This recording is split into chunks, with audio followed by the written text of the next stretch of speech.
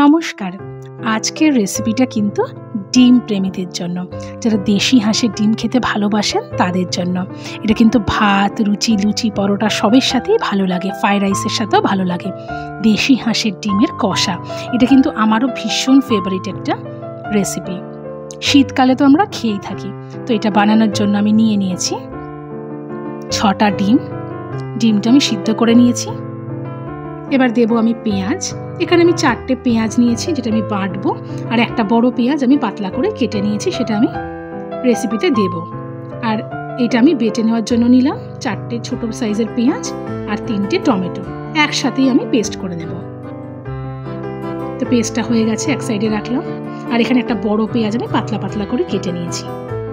এবার তেল গরম করতে দিয়ে দিয়েছি, সর্ষের তেল দিয়ে আমি করছি। তো আপনারা কে কোথার থেকে আমার রেসিপি দেখছেন প্লিজ কমেন্টস করবেন। ডিমগুলোকে আমি একটুভাবে কাট লাগিয়ে দিচ্ছি, আপনারা চৌড়াচৌড়িভাবেও কাট লাগাতে পারেন।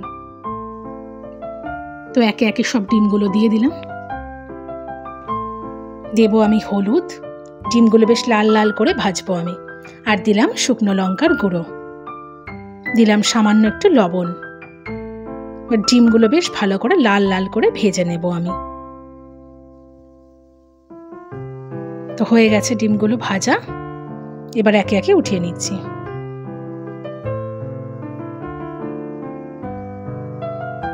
এবার এই তেলটার মধ্যে আমি ফোড়ন দেব।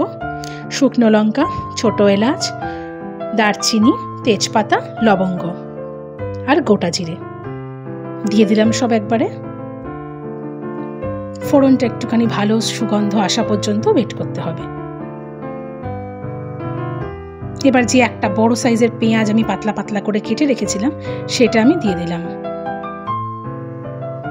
দিয়ে ভালো করে এটা লাল লাল করে ভাজবো। লাল লাল করে ভাজলে যাতে এটা ভালো মতন সিদ্ধ হয়ে যাবে আর গলেও যাবে গ্রেভির মধ্যে। বেশ লাল লাল করে ভেজে নিয়েছি। এবার দেব আমি আদা বাটা আর রসুন বাটা, ছোট চামচের 1 চামচ করে। আর দেব কাঁচা লঙ্কা বাটা। আপনারা যদি ঝাল খেতে না চান, কাঁচা লঙ্কা বাটাটা নাও দিতে পারেন, শুকনো লঙ্কা দিয়ে শুধু করতে পারেন। তবে এতে কিন্তু গ্রেভিটার টেস্টটা খুব ভালো লাগে, তাই জন্য আমি দিলাম। একটু কষিয়ে নিলাম। এবার যে পেস্টটা আমি করেছিলাম পেঁয়াজ আর টমেটো, সেটা আমি অ্যাড করে দিলাম। পুরোটাই একবারে দিয়ে দিলাম। দিয়ে আঁচটা মাঝারি রেখেই ভালো করে মিশিয়ে নিতে হবে আর ভালো করে মশলাটাকে কষাতে হবে। দেব লবণ, দেব হলুদ, দেব শুকনো লঙ্কার গুঁড়ো, দেব ধনে গুঁড়ো, দেব জিরে গুঁড়ো আর দেব রেড চিলি পাউডার। এটা অপশনাল, কালারের জন্য দিলাম। আর একটু চিনি দিলাম। দিয়ে সব ভালো করে মিশাতে হবে।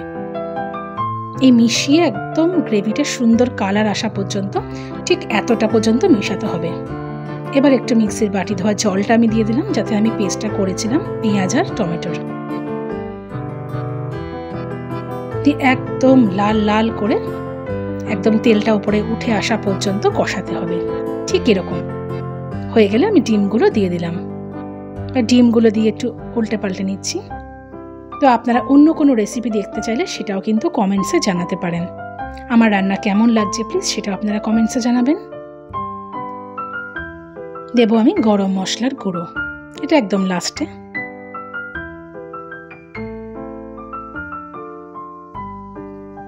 দিয়ে একদম তেলটা উপরে উঠে এসছে। যদি গ্রেভিটা একটু বেশি রাখতে চান একটু জল দিতে পারেন। আমি একটু গা মাখা মাখাই রাখছি।